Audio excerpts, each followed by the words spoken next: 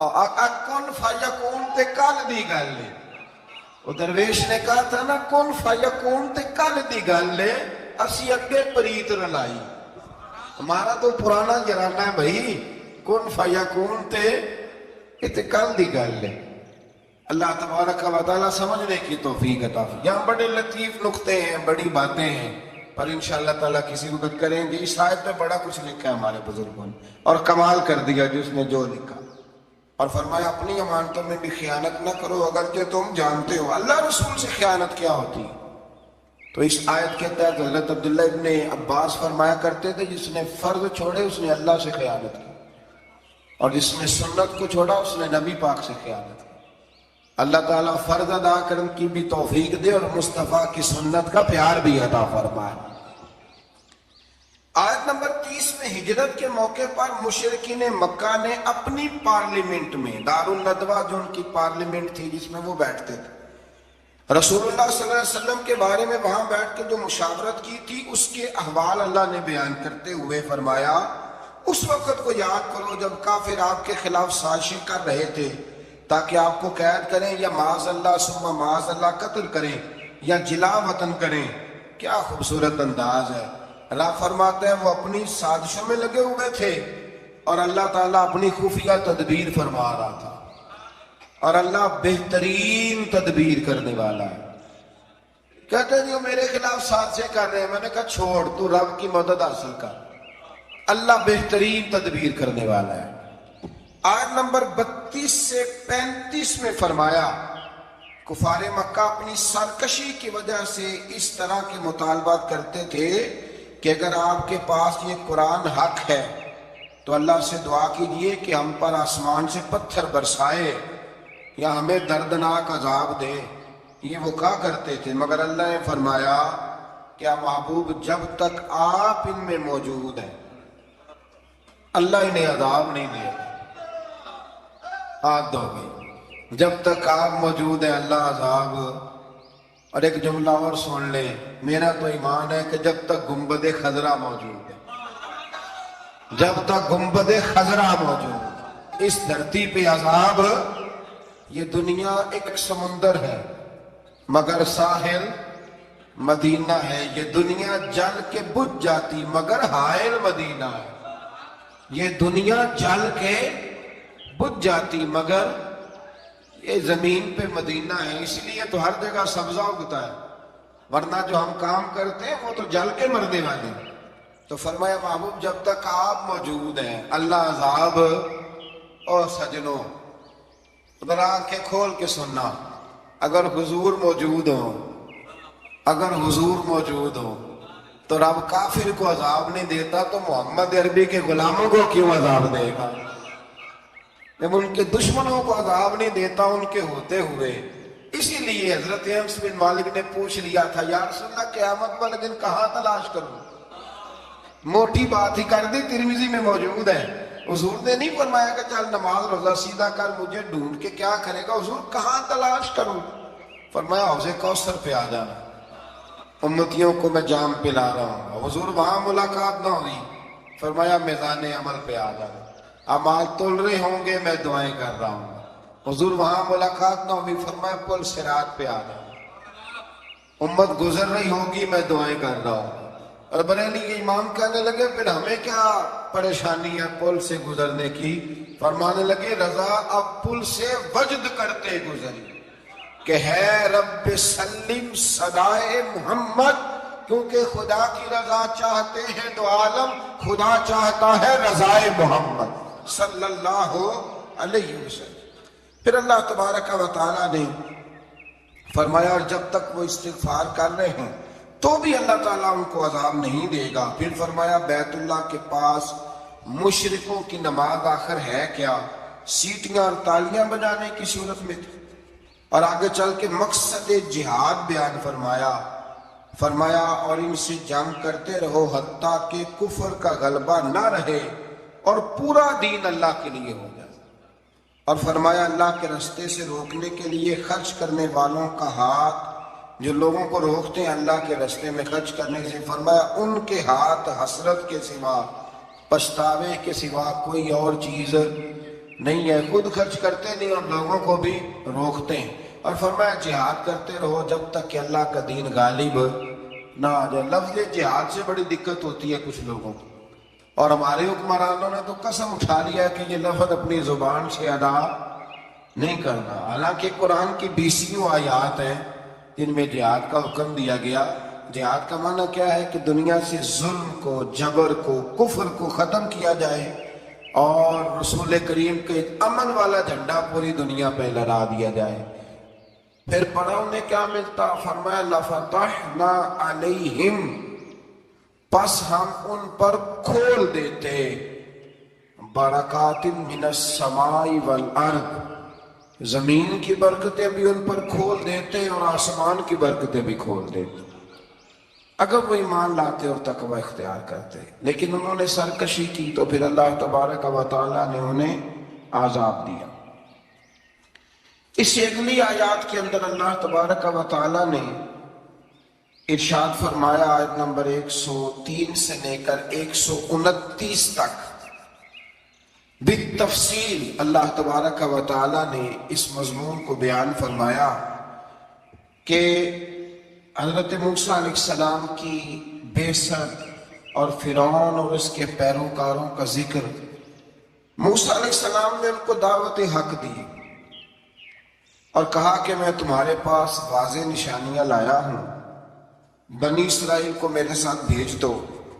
فرعون نے معجزات پیش کرنے کے لیے کہا تو حضرت موسیٰ علیہ السلام نے اپنا عصا زمین پہ ڈالا، اپنا عصا، اپنی چھڑی، اپنا ڈنڈا زمین پہ ڈالا تو وہ ایک واضح اژدہا بن گیا۔ پھر حضرت سیدنا موسیٰ علیہ السلام نے اپنا ہاتھ گریبان سے نکالا تو وہ دیکھنے والوں کے لیے روشن ہو گیا، ہاتھ کے اندر نور پیدا ہو گیا۔ ید بیضا لیے بیٹھے ہیں اپنی آستینوں میں۔ فرعون کے سرداروں نے حق کو قبول کرنے کی بجائے اسے جادو قرار دے دیا اور کہا کہ یہ تمہیں اپنے ملک سے نکالنا چاہتا ہے۔ انہوں نے کہا اس معاملے کو ذرا ڈھیل دو اور جادوگروں کو جمع کرو۔ جادوگر آئے، انہوں نے فرعون سے کہا کہ ہم حضرت موسیٰ کے مقابلے میں جادو تو دکھائیں گے معاذ اللہ، لیکن اگر ہم غالب آ گئے تو پھر ہمارا انعام کیا ہوگا؟ سودا پہلے طے کرنا ہے، کیا انعام ملے گا؟ اس نے کہا کہ اگر تم غالب آ گئے تو میں تمہیں اپنا قریبی بنا لوں گا۔ بادشاہوں کا قریبی ہونا بھی تو بڑی بات ہے نا، لوگ بڑے پاپڑ بیلتے ہیں قریبی ہونے کے لیے، اور یہ جو قریبی ہوتے ہیں نا، بالخصوص جو بادشاہوں کے قریبی ہوتے ہیں، بادشاہوں کی تباہی کا سبب بھی یہی لوگ ہی بنتے ہیں۔ یہ ان کو روز خبر دیتے ہیں کہ سب اچھا ہے، سب اچھا ہے، اور دنیا کے زیادہ تر حکمران انہی لوگوں کی وجہ سے تباہ ہوتے ہیں کیونکہ ان کا خود عوام سے رابطہ نہیں رہتا۔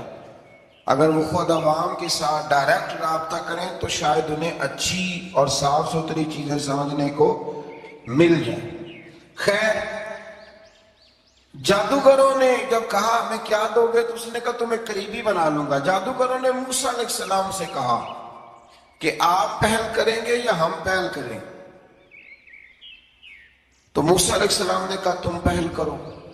جب جادوگروں نے اپنی رسیاں زمین پہ ڈالی تو لوگوں کی نگاہوں کو سحر زدہ کر دیا، جادو کر دیا اور انہیں ڈروا دیا۔ انہوں نے کہا یہ تو بڑا جادو لے آئے۔ تو اللہ تعالیٰ نے حضرت موسیٰ علیہ السلام کو حکم دیا کہ آپ بھی اپنا عصا زمین پہ ڈالیں۔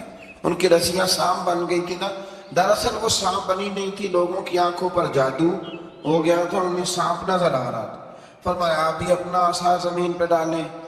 وہ عصا سانپ بنا اور جادوگروں کی ساری چیزوں کو نگل ہی گیا۔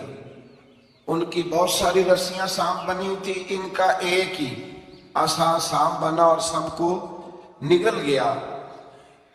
اس طرح کے معجزے کی حقانیت اور جادوگروں کا بطلان ثابت ہوا اور فرعونی رسوا ہو گئے، جادوگر سجدے میں گر گئے اور اللہ پر ایمان لے آئے۔ فرعون نے انہیں دھمکی دی کہ تم میری اجازت کے بغیر ایمان لے آئے ہو، میں تمہارے ہاتھ اور پاؤں مخالف سمت سے کاٹ دوں گا، یعنی الٹا ہاتھ کاٹ دوں گا، سیدھا پیر کاٹ دوں گا، میری بغیر اجازت ایمان لے آئے ہو،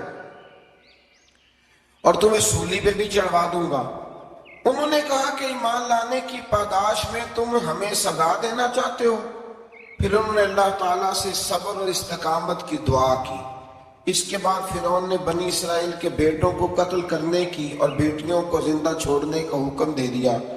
موسیٰ علیہ السلام نے قوم کو صبر کی تلقین کی اور کہا کہ نیک انجام اہل تقویٰ کے لیے۔ یہاں ایک لطیف بات ہمارے صوفیاء نے بھی لکھی ہے۔ صوفیاء کہتے ہیں کہ فرعون نے کلمہ نہیں پڑھا اور جادوگر کلمہ پڑھ گئے۔ وہ کس طرح کلمہ پڑھ گئے؟ تو کہنے لگے دراصل انہوں نے آتے ہی حضرت موسیٰ کا ادب بڑا کیا تھا۔ جادوگر حضرت موسیٰ کے مقابلے میں آ کے بھی ان سے کہتے ہیں کہ رسیاں آپ پہلے ڈالیں گے کہ ہم ڈالیں؟ آپس آپ پہلے رکھیں گے کہ ہم رکھیں؟ تو اتنا سا ادب کیا تو رب کریم نے فرمایا جو نبی کا ادب کرے وہ بے ایمان نہیں رہ سکتا۔ جو نبی کا ادب کرے وہ بے ایمان نہیں رہ سکتا، اور جو نبی کی بے ادبی کرے وہ ایماندار نہیں رہ سکتا۔ ختم ہو گئی بات۔ یہاں ہمارے صوفیاء نے یہ بات لکھی ہے کہ چونکہ انہوں نے آتے ہی کہا تھا کہ آپ پہلے ڈالیں گے یا ہم پہلے ڈالیں، تو حضرت موسیٰ سے انہوں نے پوچھ لیا، نبی کے پوچھے بغیر پہل نہیں کی تو اللہ نے انہیں ایمان کی دولت عطا کر۔ ایک بات اور ذہن میں رکھیں کہ حضرت موسیٰ کے پاس عصا تھا، اژدہا بن جاتا تھا، لیکن پھر بھی جب فرعون نے حکم دیا کہ بیٹوں کو زندہ رکھو بیٹیوں کو قتل کرو، تو اس وقت حضرت موسیٰ علیہ السلام نے وہ معجزہ نہیں دکھایا۔ جو مقام صبر ہوتا ہے وہ مقام صبر ہی ہوتا ہے۔ اگر موسیٰ علیہ السلام کی نافرمان قوم کے لیے پتھروں سے پانی نکل سکتا تھا تو میدان کربلا میں رسول اللہ کی اولاد کے لیے بھی نکل سکتا تھا، میرے کریم محبوب علیہ السلام کے خاندان کے لیے بھی نکل سکتا تھا۔ ہر جگہ معجزہ دکھانے کے نہیں ہوتی، کچھ مقام صبر بھی ہوتے ہیں۔ تو یہاں حضرت موسیٰ نے اپنی قوم کو صبر کرنے کی تلقین کی۔ پھر آیت نمبر 130 سے لے کر 143 میں بتایا کہ اللہ تعالیٰ نے فرعونیوں پر قحط سالی کا عذاب نازل کیا۔ فرعونیوں کا طریقہ یہ تھا کہ اچھائی کو اپنا کمال گردانتے تھے، کہتے تھے یہ ہماری طرف سے، اور برائی کو معاذ اللہ بدشگونی کے طور پر موسیٰ علیہ السلام کی طرف منسوب کرتے تھے، کہتے تھے معاذ اللہ آپ کی وجہ سے یہ سارا کچھ ہو رہا ہے۔ ہوتے نا جی، کہتے ہیں جب سے میں وہاں گیا ہوں تب سے، ہمارے بزرگ ایک لطیفہ بھی سنایا کرتے تھے کہ کسی زمیندار نے نماز پڑھنی شروع کی تھی تو اس کے جانور مرنے شروع ہو گئے۔ اب لوگ سمجھتے ہیں کہ معاذ اللہ شاید یہ کسی بزرگ کے سبب سے ایسا ہے، حالانکہ یہ تو اللہ کی طرف سے آزمائش ہوتی ہے، اس کی حکمتیں ہوتی ہیں۔ اللہ تبارک و تعالیٰ نے ان پر عذاب کیا نازل کیا؟ آیت نمبر 130 اور 143 کا بھی آپ سورہ اعراف کی پڑھیں تو اللہ تعالیٰ نے ان پر ٹڈیوں کا، جموں کا، مینڈکوں کا اور خون کا عذاب نازل کیا۔ یہ کس قسم کا عذاب ہے؟ جمعے پڑ گئے، ٹڈیاں آ گئیں، یہ اللہ نے عذاب نازل کیا۔ جب وہ عذاب میں مبتلا ہوئے تو موسیٰ علیہ السلام سے کہا کہ آپ اللہ سے دعا کریں کہ ہم سے یہ عذاب ٹل جائے، اگر ایسا ہوا تو ہم ایمان لے آئیں گے، بنی اسرائیل کو بھی آزاد کر دیں گے۔ لیکن موسیٰ علیہ السلام کی دعا کے نتیجے میں جب عذاب ٹل جانے کے بعد فرعونی پھر اپنے وعدے سے پھر گئے۔ بنو قریظہ والوں نے بھی کئی دفعہ حضور سے وعدے کیے پر اپنے وعدوں پر قائم۔ ایک بات آپ سے یہاں روک کے عرض کر دوں، ہم بھی کئی دفعہ کہتے ہیں ذرا بریک کبھی گاڑی کی نہیں نہ لگتی تو ہم ارادہ کرتے ہیں کہ آج سے ہی نماز شروع کر دینی، ذرا طبیعت زیادہ لیڈ ہوتی ہے تو ارادہ کرتے ہیں نا کہ بھائی آج کے بعد ہم نے نیک، پھر کیا ہوتا ہے شفا ہو گئی تو چھٹی ہو گئی۔ یہ طریقہ درست نہیں، یہ تو کفار کا طریقہ بیان کیا نا قرآن پاک نے۔ جہاں فرمایا جب اللہ تبارک و تعالیٰ نے انہیں نجات دے دی تو اپنے وعدے سے مکر گئے، تو پھر اللہ تبارک و تعالیٰ نے بنی اسرائیل کو سمندر پار کر کے ایسی قوم کے پاس پہنچا دیا جو بتوں کی پرستش کرتی تھی۔ وہ تو بچ گئے لیکن فرعونی سارے دریا کے اندر غرق ہو گئے۔ حضرت موسیٰ علیہ السلام سے کہنے لگے کہ ہمارے لیے بھی ایک خدا بنا دیجئے۔ حضرت موسیٰ علیہ السلام نے فرمایا بت پرستی کرنے والے جاہل ہیں، یہ بت پرست قوم کے پاس جب گئے نا بنی اسرائیل والے، بت پوجتے ہوئے دیکھا تو کہنے لگے ہمارے لیے بھی سامنے بنا کے رکھ دو۔ فرمایا یہ تو جاہل ہے، تم انہیں دیکھ کے اثر قبول کر رہے ہو، اور اپنی جاہلیت کے باعث یہ ہلاک ہونے والے بھی ہیں۔ پھر اللہ تعالیٰ نے بنی اسرائیل پر اپنی نعمتوں کا ذکر فرمایا، اور موسیٰ علیہ السلام نے اپنی قوم میں ہارون علیہ السلام کو اپنا جانشین فرمایا اور کوہ طور پر تشریف لے گئے۔ اللہ نے فرمایا وہاں آ جائے، میں آپ کو تورات عطا کرتا ہوں۔ 40 دن کا یہ عرصہ تھا۔ موسیٰ علیہ السلام نے وہاں پہ جا کے، وہ سارا واقعہ بھی انہی آیات میں ہے کہ حضرت موسیٰ نے عرض کیا تھا کہ رب ارنی، یا اللہ میں تجھے دیکھنا چاہتا ہوں، تو فرمایا لن ترانی، تو نہیں دیکھ سکتا۔ وہ بھی یہاں اللہ نے ذکر فرمایا۔ پھر اللہ تعالیٰ نے اپنی ایک تجلی جب کوہ طور پہ ڈالی تو حضرت موسیٰ علیہ السلام تاب نہ لا سکے اور بے ہوش ہو گئے، اور پہاڑ بھی ریزہ ریزہ ہو گئے۔ اس کا ذکر بھی اللہ نے انہی آیات میں فرمایا۔ آیت نمبر 144 سے 155 تک حضرت موسیٰ علیہ السلام کو رسالت عطا کرنے، کلیم اللہ کا منصب عطا کرنے، تورات عطا کرنے کا ذکر ہے۔ آگے چل کے بتایا کہ جو متکبر لوگ ہیں نا، وہ آیات الہیہ سے منہ پھیرتے، اور جو لوگ اللہ کی آیات اور قیامت کو جھٹلاتے ہیں ان کے اعمال باطل ہیں۔ پھر موسیٰ علیہ السلام کے کوہ طور پر قیام کے عرصے میں بنی اسرائیل کے زیورات سے بچڑا بنا کر اسے معبود بنانے کا ذکر ہے۔ ان میں ایک جادوگر تھا سامری، سنا ہے سلالہ میں اس کی قبر ہے۔ حضرت موسیٰ کوہ طور پہ چلے گئے تو اس نے پیچھے سے نا سونے کا ایک بچڑا بنا لیا، اس میں سونے کی تاریں اس کے منہ میں لگائیں، ہوا چلتی تھی تو بجتی تھی۔ اتنے کمزور عقیدے کی یہ قوم تھی کہ انہوں نے فٹافٹ ماننا شروع کر لیا، فٹافٹ ماننا، کہنے لگے یہ ٹھیک ہے۔ چنانچہ موسیٰ علیہ السلام جب واپس آئے تو قوم پر غصے اور افسوس کا اظہار فرمایا اور کہا میرے پیچھے تم نے ایسا برا کام کیا۔ انہوں نے تورات کی تختیاں بھی زمین پہ ڈالی اور اپنے بھائی ہارون علیہ السلام کا سر پکڑ کے اس سے جواب طلبی کی۔ انہوں نے کہا اے میرے ماں جائے، بڑے خوبصورت لفظ ہے قرآن پاک، اے میرے ماں جائے، اے میرے بھائی، قوم نے مجھے بے بس کر دیا اور قریب تھا کہ یہ مجھے قتل بھی کر دیتے۔ اب آپ مجھ پر سختی کر کے دشمنوں کو ہنسنے کا موقع نہ دیں، کبھی بھی دشمنوں کو اپنے اوپر ہنسنے کا موقع نہ دینا چاہیے۔ پھر آیت نمبر 151 میں موسیٰ علیہ السلام کی دعا اور کلمات استغفار کا ذکر ہے۔ آگے چل کے بتایا کہ غصہ ٹھنڈا ہونے پر موسیٰ علیہ السلام نے تورات کی تختیوں کو اٹھایا، جن کی تحریر میں اللہ سے ڈرنے والوں کے لیے ہدایت اور رحمت کی بشارت تھی۔ آیت نمبر 156 سے لے کر 158 تک میں موسیٰ علیہ السلام کی دعا کا ذکر ہے، جس میں انہوں نے اپنی قوم کے لیے اللہ تعالیٰ سے دنیا اور آخرت کی بھلائی مانگی۔ اللہ تعالیٰ نے فرمایا یہ کامل نعمت میں ان لوگوں کو عطا کروں گا جو ایمان کے ساتھ تقوی بھی اختیار کریں گے، یہ انہیں ملے گی نعمت، اور پھر وہ زکوٰۃ دیں گے اور اس عظیم رسول یعنی نبی کریم صلی اللہ تعالی علیہ وآلہ وسلم کی وہ پیروی کریں گے۔ یہ آیت نمبر 158 ہے، یہ سورہ آراف کی۔ چونکہ حضور علیہ السلام کی بڑی عظمتوں کا اللہ کریم نے یہاں ذکر ارشاد فرمایا ہے، اور ایک تفصیل ہے نبی کریم صلی اللہ تعالی علیہ وسلم کی سیرت مبارکہ کی۔ اللہ تبارک و تعالیٰ کبھی توفیق دے، اللہ تعالیٰ کبھی ہمت دے تو ان آیات پر غور کریں تو وہ نعتیں جو قرآن نے بیان کی ہیں حضور کی، وہ بھی بڑی شاندار ہیں۔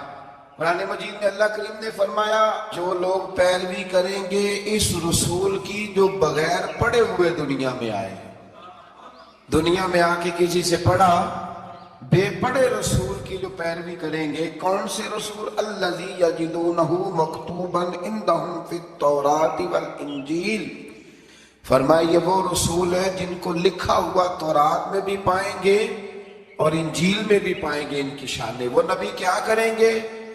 یأمرہم بالمعروف وینہاہم عن المنکر، وہ انہیں نیکی کا حکم کرتا ہے اور برائی سے منع فرماتا ہے۔ وَيُحِلُّ لَهُمُ الطَّيِّبَاتِ، اور نبی پاک ان پر حلال چیزوں کو، پاک چیزوں کو حلال کرتے ہیں اور گندی چیزوں کو ان پر حرام کرتے ہیں۔ حلال حرام کا اختیار اللہ نے رسول پاک کو بھی عطا فرمایا ہے، حضور کو بھی اللہ نے اختیار دیا، اسی لیے تو حضور کسی کو کہہ دیتے تھے چل تو نہ 5 نہ پڑھنا تو 2 ہی پڑھ لینا۔ یہ بھی حضور نے فرمایا، ایک بندے نے روزہ توڑ لیا تو فرمایا کھجوریں مجھ سے لے جا اور گھر جا کے کھا لے، روزہ بھی تو نہیں توڑا ہے تو مجھ سے لے جا، گھر جا کے کھا، تیرا کفارہ ادا ہو جائے۔ تو نبی پاک صلی اللہ علیہ وسلم نے بڑی ساری جگہوں پہ اس اختیار کو، تو قرآن مجید نے کہا وَيُحِلُّ لَهُمُ الطَّيِّبَاتِ، پاک جتنی چیزیں پاک تھی وہ میرے نبی نے تم پر حلال کر دی۔ وَيُحَرِّمُ عَلَيْهِمُ الْخَبَائِثَ، اور جو گندی چیزیں تھیں، ناپاک تھیں، وہ نبی پاک نے تم پر حرام کی ہیں۔ جو پہلے ٹھیک نہیں تھی وہ حضور نے حرام فرمائی۔ اور پھر بڑے خوبصورت لفظ ہیں، اگر آپ جاگ کے سنیں تو فرمایا وَيَدْعُ عَنْهُ، اور وہ ان پر سے اتارتے ہیں اِسْرَهُمْ وَالْأَغْلَالَ الَّتِي كَانَتْ عَلَيْهِمْ، فرمایا نبی پاک ان سے ان کا بوجھ اتارتے ہیں اور کاٹتے ہیں وہ زنجیریں جن میں یہ لوگ جکڑے ہوئے تھے، غلامی کی زنجیریں، سخت ترین احکام کی زنجیریں۔ فرمایا میرے رسول تو دنیا میں زنجیریں کاٹنے کے لیے آئے، حضور نے لوگوں کی زنجیریں کاٹ دی۔ فرمایا فَالَّذِينَ آمَنُوا بِهِ وَعَزَّرُوهُ وَنَصَرُوهُ، فرمایا جو لوگ اس نبی پر ایمان لائیں گے، ان کی تعظیم کریں گے، ان کے دین کی مدد کریں گے، وَاتَّبَعُوا النُّورَ الَّذِي أُنزِلَ مَعَهُ، اور اس نور کی پیروی کریں گے جو ہم نے نبی پاک کے ساتھ اتارا ہے۔ وہ کیا ہے؟ حضور کے ساتھ کیا اترا ہے؟ قرآن مجید۔ فرمایا جو اس کی پیروی کریں گے اولئک ھم المفلحون، یہی لوگ ہیں کامیاب ہونے والے۔ اور اگلی آیت میں فرمایا محبوب آپ کہہ دیں، آج پھر کھل کے اعلان کر دیں، کیا؟ قُلْ يَا أَيُّهَا النَّاسُ إِنِّي رَسُولُ اللَّهِ إِلَيْكُمْ جَمِيعًا، فرمایا لوگوں کو بتا دیں کہ میں ایک قبیلے کا، ایک گروہ کا، ایک ملک کا نہیں، میں سارے انسانوں کا رسول بن کے آیا ہوں، تمام انسانوں کی طرف۔ اور حضور نے اعلان فرمایا، خود بخاری کا لفظ ہے، فرمایا ارسلت الی الخلق، فرمایا میں صرف انسانوں کا نہیں، جس کو اللہ نے پیدا کیا ہے میں ان سب کا رسول بن کے دنیا میں آیا، سب کا رسول بن کے میں دنیا میں آیا۔ تو ان آیات کے اندر اللہ تبارک و تعالیٰ نے رسول کریم علیہ السلام کی ان ساری عظمتوں کو بیان فرمایا۔ آیت نمبر 160 میں موسیٰ علیہ السلام کے پتھر پر ضرب لگانے اور ان کے قوم کے 12 قبیلوں کے لیے 12 چشمے جاری ہونے کے معجزے، اور پھر بادل کے سایہ کرنے والا معجزہ، من اور سلوہ کے اترنے کا بیان بھی فرمایا، اور اس کے بعد اس امر کا بیان بھی فرمایا کہ بنی اسرائیل کو حکم ہوا کہ معافی مانگتے ہوئے اور سجدہ کرتے ہوئے بیت المقدس میں داخل ہو جاؤ، مگر انہوں نے اس مسئلے میں بھی تحریف کر دی، اس کو بھی بدل دیا۔ مزید بتایا کہ سمندر کے کنارے جو ایک بستی تھی، انہیں ہفتے کے دن وہاں مچھلیاں پکڑنے سے منع کیا گیا تھا، مگر انہوں نے اللہ کے حکم کی نافرمانی کی، سوائے ایک گروہ کے۔ بنی اسرائیل کی نافرمانیوں کے باعث اللہ نے ان کی صورتوں کو بدل دیا۔ اللہ نے انہیں، ایک شخص نے ایک بزرگ سے پوچھا کہ نبی پاک علیہ السلام کی رحمت سے ہمیں کیا ملا ہے؟ معاذ اللہ، اگر میں ابھی پوچھوں کہ حضور کی رحمت سے کیا ملا ہے، تو بزرگ کہنے لگے کہ اس طرح کر، شام کو گھر جانا اور آئینے کے آگے کھڑے ہونا اور اپنے پچھلی زندگی کے سارے اعمال دیکھنا، پھر اپنا چہرہ دیکھنا، اگر بدلہ نہیں نا تو سمجھ لے میرے رسول کی رحمت سے حصہ ملا ہوا ہے، تجھے میرے کریم محبوب کی رحمت سے حصہ ملا ہوا ہے۔ ورنہ وہ نافرمانی کرتے تھے تو ان کے چہرے بدل جاتے تھے، دروازوں پہ لکھا جاتا تھا۔ سنگیوں بتاؤ نا، اگر آج بھی یہ حال ہو تو کون کسی کو منہ دکھانے کے قابل رہے؟ کون کسی کو منہ دکھانے؟ دعا فرمائے اللہ محبوب کی غلامی میں ہمیں پختگی نصیب فرمائے۔ پھر اللہ تبارک و تعالی نے آیت نمبر 168 میں اور 167 میں یہود کے برے اعمال کا سبب ان کی جمعیت کے منتشر ہونے اور ان پر جابر لوگوں کے مسلط ہونے کا ذکر فرمایا۔ بعد والی آیات میں ان کے برے جانشینوں کا ذکر کیا جو رشوت لے کر اللہ تعالیٰ کی آیات میں رد و بدل کر دیتے تھے۔ ان سب برائیوں کے باوجود اس مغالطے اور خود فریبی کا شکار تھے کہ وہ بخشے جائیں گے۔ اللہ اکبر۔ اللہ تعالیٰ نے فرمایا کہ آخرت کا گھر صرف متقیوں کے لیے اور اللہ کی فرما بردار بندوں کے لیے۔ آیت نمبر 172 میں اس امر کا بیان ہے کہ اللہ تعالیٰ نے بنی آدم کی ارواح کو ایک جگہ پہ جمع کیا تھا اور جمع کر کے پوچھا الستو بربکم، کیا میں تمہارا رب نہیں؟ تو سب نے بیک زبان کہا قالوا بلا، ہاں مالک تو ہی ہمارا رب ہے۔ وہاں گواہی دی اور یہاں آ کے مکر گئے، وہاں گواہی دی اور یہاں مکر گئے۔ تو ہمارے بزرگوں نے لکھا اس وقت بھی سب سے پہلے جس روح نے گواہی دی وہ میرے اور آپ کے پیارے رسول کی روح مبارک سب سے پہلے۔ اور حضور نے فرمایا جو روحیں وہاں ایک دوسرے کو جانتی تھی وہ یہاں بھی ایک دوسرے کو دادا گانج بخش علی اجمیری رحمت اللہ لکھا ہے کہ حضرت حرم بن حیان کہتے ہیں میں حضرت اویس کرنی سے ملوں، تو کہتے ہیں میں ان کے پیچھے یمن گیا تو وہ یمن سے مکے چلے گئے، میں مکے گیا تو وہ مدینے آ گئے، میں مدینے گیا تو وہ مصر چلے گئے، وہاں سے وہ پھر یمن آ گئے، بالآخر میں نے نہر فرات کے کنارے انہیں دیکھ ہی لیا وضو کر رہے، میں نے ان کو سلام لیا تو میرا ارادہ تھا سلام کے بعد پوچھوں گا کہ آپ ہی اویس کرنی ہے؟ کہتے میں نے السلام علیکم کہا تو وضو سے فارغ ہو کر کہنے لگے وعلیکم السلام یا حرم بن حیان۔ تو میں نے کہا حضور آپ مجھے کیسے جانتے ہیں؟ میں تو پہلی دفعہ ملا ہوں۔ کہنے لگے میں اویس کرنی ہوں، تو حرم بن حیان ہے، میں تجھے جانتا ہوں۔ کہا حضور کس طرح؟ فرمایا عرفت روحی من روحی کا، میری روح تیری روح کی واقف ہے، میری روح تیری روح کی بہرحال۔ پھر آگے چل کے اللہ تعالیٰ نے ارشاد فرمایا آیت نمبر 175 میں بغیر نام لیے ایک شخص کا ذکر فرمایا۔ بعض بزرگوں نے کہا وہ بلم بن بورا ہے اور بعض نے کہا امیہ بن خلف ہے، بعض نے کہا ابو عامر فاسق ہے۔ ان تینوں میں سے ایک برائی ان تینوں میں مشترک تھی، تینوں میں وہ جرم پایا جاتا تھا، وہ یہ تھا کہ ان کے پاس علم بھی تھا، زہد اور ریاضت بھی تھی بلم بن بورا کے پاس، لیکن حضرت موسیٰ کے حسد کی وجہ سے تباہ ہو گیا۔ اسی طرح امیہ اور ابو عامر نبی پاک علیہ السلام کے حسد کی وجہ سے تباہ ہو گئے۔ کچھ لوگ صرف حسد کی وجہ سے ہی، پتہ ہے آپ کو، کچھ لوگ حسد کی وجہ سے تباہ ہو جاتے ہیں۔ ایک بادشاہ بڑا کنجوس تھا تو اس کے سامنے ایک شخص اکثر آیا کرتا تھا، تو کسی نے اس سے کہا کہ بادشاہ سے انعام وصول کرو۔ اس نے کہا یہ بڑا کنجوس ہے، پر چلو اللہ نے مجھے بھی بڑا ذہن دیا، انعام لے ہی لیتے ہیں۔ تو کہنے لگا بادشاہ کا بھی انعام ہی دے دیا کر۔ بادشاہ کہنے لگا پہلے میرے سوال کا جواب دے پھر انعام دوں گا۔ اس نے سوال ہی ایسا سخت پوچھنا تھا کہ انعام بنے ہی نہ۔ حضرت رومی نے لکھا ہے کہ بادشاہ سلامت پوچھو سوال، تو بادشاہ کہنے لگا یہ میرے ہاتھ کی ہتھیلیاں ان میں بال کیوں نہیں؟ پشت پہ ہے تو ہتھیلی پہ کیوں نہیں؟ اس نے بھی پھر کمال ہی جواب دیا، کہنے لگا آپ سخی بڑے ہیں، وہ دے دے کے نا بال سارے گھس گئے، وہ دے دے کے گھس گئے۔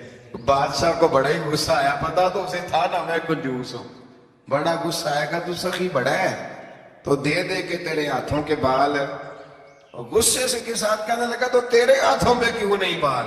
کہنے لگا بادشاہ تو نے دیا بڑا ہے تو میں نے لیا بڑا ہے، تیرے دے دے کے گھس گئے ہیں تو میرے لے لے کے گھس گئے ہیں۔ تو اس کو اور غصہ آیا، کہنے لگا تو یہ جو سارے بیٹھے ہیں یہ دربار میں ادھر بھی تو ادھر بھی تو ان کے ہاتھوں میں بال کیوں نہیں؟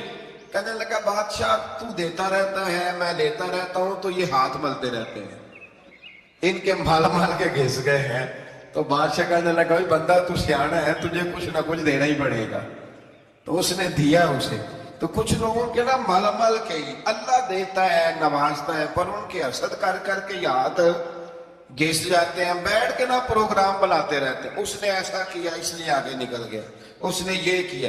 ایک صاحب مجھے ایک شخص کے بارے میں خبر دینے لگا، کہنے لگا وہ فلانا کیا، پھر اس نے ایسا کیا، تو پھر وہ جک لگا، پھر وہ سیاست کی تو آگے نکل گیا. میں کیا پتا تھا تینوں بھی سارا اسی دے تم ہی نہ لینا سی، کیونکہ تم بڑی باریک خبر دے رہا ہے کہ یہاں سے اس نے ایسے کیا تو پھر اس طرح کر کے اس نے ایسے کیا. ایسا نہیں ہوتا.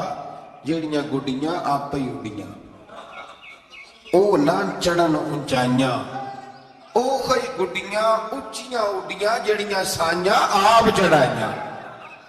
یہ سمجھ لو وَتُعِزُّ مَن تَشَاءُ وَتُذِلُّ مَن تَشَاءُ بِيَدِكَ الْخَيْرُ. اس لیے یہ الجھا نہ کرے. تو حسد کی وجہ سے یہ لوگ پیچھے رہ گئے. اللہ تعالیٰ ہمیں حسد سے محفوظ فرمائے. آیت نمبر 179 میں اللہ تعالیٰ کی نعمت عقل کو قبولیت ہدایت کے لیے استعمال نہ کرنے والوں کو چپایوں سے بدتر قرار دیا گیا. جو عقل اور شعور رکھنے کے باوجود استعمال نہیں کرتے، فرمایا جانوروں سے برے ہیں. ان کے دل ہیں مگر وہ حق کے دلائل کو سمجھتے نہیں. رب فرماتا ہے ان کے پاس آنکھیں ہیں پر آیات الہی کو دیکھتے نہیں، ان کے پاس کان ہیں پر دعوت حق کو سنتے. آیت نمبر 180 میں اللہ تعالیٰ کی اسماء حسنہ کے ساتھ پکارنے کا ذکر ہے کہ رب کو پیارے پیارے ناموں کے ساتھ پکارا کرو. رحمان کہہ کے پکارو، رحیم کہہ کے پکارو، ستار اور غفار کہہ کے پکارو. اللہ اکبر. آیت نمبر 186 سے 188 میں منکرین کے قیامت کے بارے میں پوچھنے اور قیامت کے اچانک آنے کا ذکر ہے. رسول اللہ صلی اللہ علیہ وسلم کو بارگاہ ربوبیت میں عجز و نیاز کی تعلیم دیتے ہوئے فرمایا کہ اے محبوب آپ یہ کہہ دیں کہ میں اپنی ذات کے لیے خود سے کسی نفع اور نقصان کا مالک نہیں ہوں مگر جو اللہ چاہے، اور اگر میں اپنی ذات سے غیب کو جانتا تو میں آج خود خیر کثیر جمع کر لیتا اور مجھے کوئی تکلیف نہ پہنچتی. یعنی غیب کے علوم اور ساری نعمتیں رب ہی عطا کرتا ہے، رب ہی عطا کرتا ہے، اور کبھی بھی کوئی تکلیف پہنچے تو اس کی قضاء و قدر سے پہنچتی ہے. یہ اللہ کی قدرت ہوتی ہے. اگر کبھی کسی کو کوئی تکلیف، زیادہ تر تکلیفیں اس کے پیاروں کو پہنچتی ہیں. مطلب یہ تو نہیں نا کہ وہ ناراض ہے، اس میں کوئی اس کی حکمت ہے. آیت نمبر 199 اور 190 میں بتایا کہ تمام بنی آدم کو ایک جان حضرت آدم علیہ السلام سے پیدا کیا ہے اور اسی سے اس کا جوڑا بھی بنایا تاکہ وہ اس سے سکون حاصل کرے. اور جب بیوی امید سے ہو تو میاں بیوی تندرست لڑکے کی دعا کرتے ہیں اور شکر ادا کرنے کا اقرار کرتے ہیں. لیکن جب اللہ تعالیٰ ان کو عطا کرتا ہے تو یہ لوگ اس کے ساتھ شریک بنا لیتے ہیں. اس کے بعد والی آیات میں کفار کے معبودان باطل کی عجز، کمزوریوں اور احتیاج کا ذکر فرمایا. دیکھیں نا، جب تک تو بچہ پیدا نہیں ہوتا تو دعائیں ہوتی رہتی ہیں، اور جب پیدا ہو جاتا ہے تو پھر ڈھول بجنے شروع ہو جاتے ہیں. کئی دفعہ دل کرتا ہے پوچھنے کو کہ یار یہ تمہیں اللہ تعالیٰ نے دیا ہے نا، تو چاہیے تو یہ تھا کہ بچہ پیدا ہوتے ہی سجدے میں گر جاتے. اگرچہ یہ طریقہ کفار کا بیان کیا یہاں، لیکن مسلمانوں کی تعلیم کے لیے بیان ہو رہا ہے. اکثر بھائی میں نے جی 6 من مٹھائی بانٹ ڈالی، اتنا میں نے کیا، تو بھائی نفل کتنے پڑے، اس پر کوئی توجہ نہیں ہے. اسی طرح کا ہمارا معاملہ یہ ہے کہ جب تک تو کوئی بندہ بیمار رہتا ہے تو دعائیں چلتی رہتی ہیں، اور تندرست ہو کے آ جائے تو اب وہ بھول جاتا ہے. اللہ تبارک و تعالی ہمیں ہر حال میں اپنی یاد کی توفیق عطا فرمائے. آیت نمبر 194 میں مشرکوں کے معبودان باطلہ کے بارے میں بتایا کہ وہ تمہاری ہی طرح مخلوق ہیں جن کو تم پوجتے ہو، اور آنکھ، کان، ہاتھ اور پاؤں کی نعمت سے بھی محروم ہے. یعنی وہ خود ہی عاجز اور بے بس ہیں، کسی کو نفع یا نقصان پہنچانے پہ قادر نہیں ہے. یہ چیزیں اللہ تعالیٰ کے اختیار میں. آیت نمبر 199 میں اخلاق حسنہ کی جامع ترین تعریف اللہ تعالیٰ نے سرکار دو عالم صلی اللہ علیہ وسلم سے فرمایا. جو قصوروار معذرت طلب کرتے ہوئے آپ کے پاس آئے اسے معاف کر دیجیے. محبوب جو معافی مانگے اسے معاف کر دیجئے، اچھی باتوں اور نیک کاموں کو حکم دیجئے، اور ناسمجھ لوگوں سے الجھنے کی بجائے رخ انور پھیر لیجئے۔ اور اگر شیطان وسوسہ اندوزی کرے تو اعوذ باللہ پڑھیے، اللہ کے ذکر سے شیطان کے شر سے پناہ حاصل ہو جائے گی۔ یعنی جھگڑا نہیں کرنا، اعوذ باللہ پڑھ لیں گے، خود بخود شیطان بھاگ جائے گا۔ سورہ اعراف کے آخر میں آیت نمبر 204 میں اللہ نے فرمایا جب قرآن پڑھا جائے تو غور سے سنو اور خاموش رہو تاکہ تم پر رحم کیا جائے۔ اللہ تبارک و تعالیٰ توفیق عطا کرے۔ آگے سورہ انفال شروع ہو جاتی ہے اسی پارے کے آخر میں۔ یہ سورہ انفال جو ہے یہ مدنی سورت ہے، اور عربی زبان میں انفال کہتے ہیں مال غنیمت کو۔ تو اس میں چونکہ مال غنیمت کا بیان ہے، اور اس کے ساتھ ساتھ اللہ تبارک و تعالیٰ نے اس میں جنگ بدر کے احوال کو، واقعات کو بڑی تفصیل سے بیان کیا۔ اس کی آیت نمبر 2 سے کامل مومنوں کی صفات بیان کی گئی ہیں۔ اس میں اللہ تعالیٰ نے فرمایا کہ جو کامل مومن ہیں وہ اللہ تعالیٰ سے ڈرتے ہیں، آیات الہی سن کر ان کے ایمان کو تقویت ملتی ہے۔ وَإِذَا تُلِيَتْ عَلَيْهِمْ آیاتہ زادتہم ایمانا، جب اللہ کی آیتیں پڑھی جاتی ہیں تو ان کے ایمان بڑھتا ہے، یعنی ان کے ایمان میں پختگی آ جاتی ہے۔ فرمایا وہ اپنے رب پر بھروسہ بھی کرتے ہیں، نماز بھی قائم کرتے ہیں، زکوٰۃ بھی ادا کرتے ہیں۔ فرمایا یہ ہیں جو سچے پکے مومن ہیں۔ پہلے فرمایا کہ اللہ سے ڈرتے ہیں، پھر فرمایا جب قرآن پڑھا جائے تو ایمان مضبوط ہوتا ہے، پھر فرمایا اپنے رب پہ بھروسہ کرتے ہیں، پھر فرمایا نماز قائم کرتے ہیں، پھر فرمایا زکوٰۃ۔ یہ کون ہے؟ یہ پکے مومن۔ آیت نمبر 5 میں فرمایا کچھ لوگ جہاد کے لیے دل و جان سے آمادہ نہ تھے، اندر سے پروگرام نہیں تھا، اور مجاہدین کی خواہش یہ تھی کہ ابو جہل کی قیادت میں مشرکین مکہ کے مسلح منظم لشکر کی بجائے ابو سفیان کا وہ جو تجارتی قافلہ ہے اس سے ٹکراؤ ہو جائے۔ اللہ تعالیٰ نے مشرکین مکہ سے تصادم کو مقدر فرمایا تاکہ حق کی حقانیت اور غلبہ ثابت ہو جائے۔ اگرچہ کچھ لوگوں کا ارادہ یہی تھا کہ جنگ بدر میں ابو جہل کے لشکر سے ٹکرانا، آپ کو پتہ ہے نا کہ ابو سفیان قافلہ لے کے آ رہا تھا، اس کے لیے مسلمان نکلے تھے، وہ تو بچ کے نکل گیا، پھر ابو جہل 1000 کا لشکر لے کے آ گیا۔ تو اللہ فرماتے ہیں کہ اللہ نے اس لیے تمہارا ان سے مقابلہ کرایا تاکہ اللہ حق کو واضح کر دے۔ آیت نمبر 9 سے لے کر 24 تک بتایا گیا ہے کہ اللہ تعالیٰ نے بدر میں مجاہدین کے اطمینان قلب کے لیے اور فتح کی بشارت کے طور پر فرشتے نصرت کے لیے بھیجے۔ فرشتے آئے مدد کرنے کے۔ میدان بدر میں سخت زمین اور پانی کے چشموں پر کفار کے پاس تھے، اور نرم زمین جس پر چلنا دشوار تھا مسلمانوں کے پاس تھی، اور پانی کی بھی قلت تھی، جس کی وجہ سے مسلمانوں کے دلوں میں طرح طرح کے وہم پیدا ہوتے تھے۔ اللہ تعالیٰ نے بارش برسائی، مسلمانوں نے وافر پانی جمع کر لیا، اور ان کی شرعی اور طبی ضروریات بھی پوری ہوئی۔ شرعی ضرورت کون سی ہوتی ہے جی؟ پانی کی، وضو کرنا، غسل کرنا، یہ کون سی ضرورت ہے؟ اور طبی ہے کہ پانی کا پینا۔ اور دلوں کو بھی اطمینان ملا کہ اللہ نے بارش عطا کر دی۔ اللہ تعالیٰ نے میدان جہاد میں پسپائی اختیار کرنے والوں کو اپنے غضب کا حقدار قرار دیا۔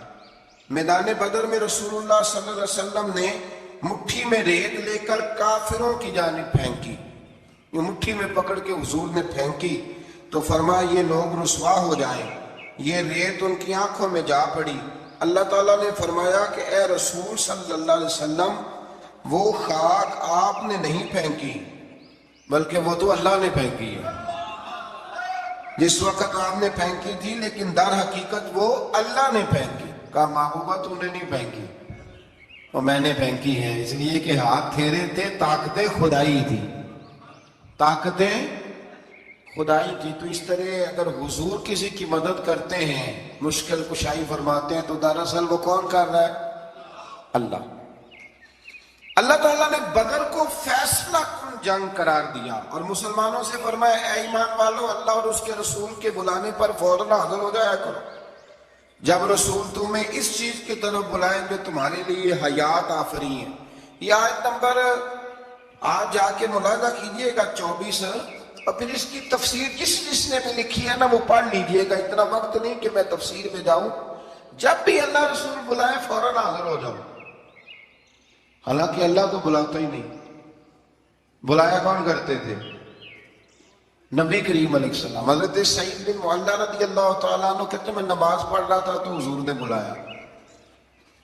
میں جلدی سے نماز پڑھ کے فارغ ہو کے حاضر ہوا تو حضور نے فرمایا میں نے بلایا تو آیا کیوں نہیں؟ عرض کی حضور نماز پڑھ رہا تھا.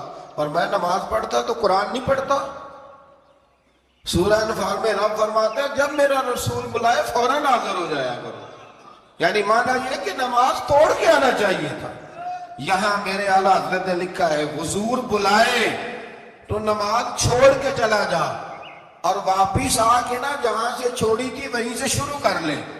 سجدہ صاحب کی بھی ضرورت نہیں تو نماز مکمل کر لے جتنی دیر تو مصطفیٰ